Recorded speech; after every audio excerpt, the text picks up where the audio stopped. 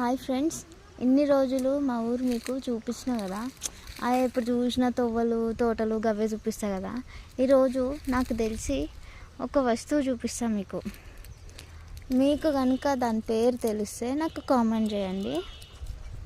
ఇగో ఇదన్నమాట. ఇవేంటో మీకు తెలుసా?